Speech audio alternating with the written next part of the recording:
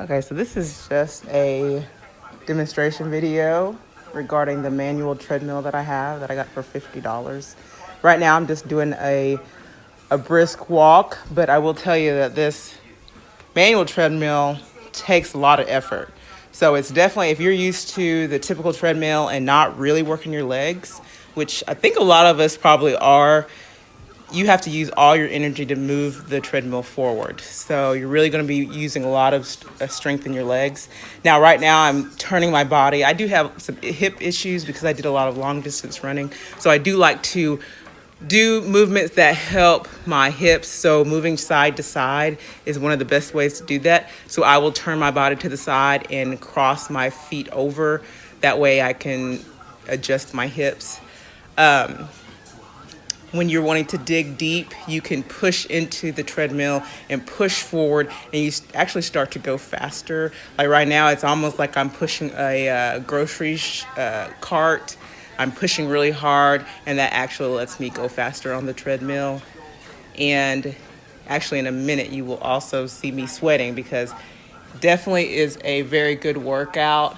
And if you have difficulty with joints and things like that, this may not be the best thing for you because it does take a lot of energy. But if you're a person that tends to work out a lot and you want something that's challenging, a manual treadmill is a little challenging, but it's in a good way. You really do work the muscles that you don't typically work on a typical treadmill. And right now I'm actually walking on my tiptoes and pushing off. And if you look at my calves real closely, I'm getting a really good squeeze in my calf muscles. And again, I like to turn to the side also because I want to get the full range of my legs to work out on either side.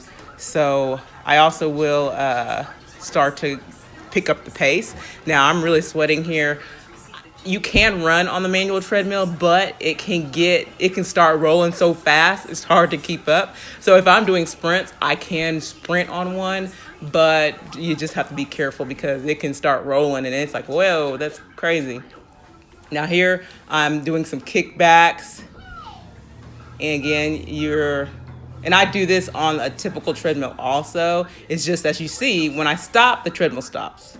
But then I can kick my leg back and squeeze that muscle. Me particularly, my target has always been my gluteus maximus, which I feel like is so flat.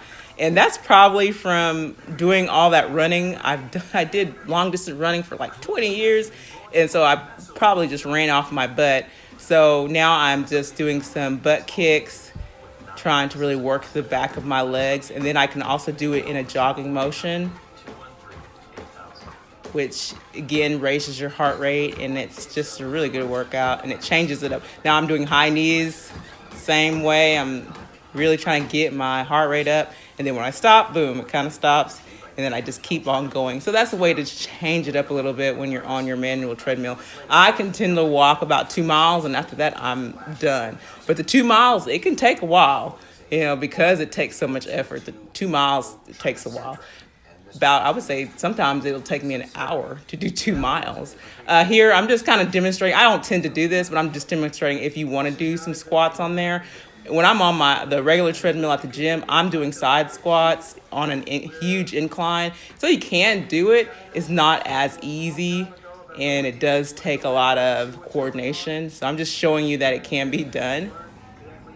And I will also say that sometimes when I'm on the manual treadmill, like I said, my goal is to really build my butt muscles, which is kind of hard for me. Just the way I'm built, it's hard for me to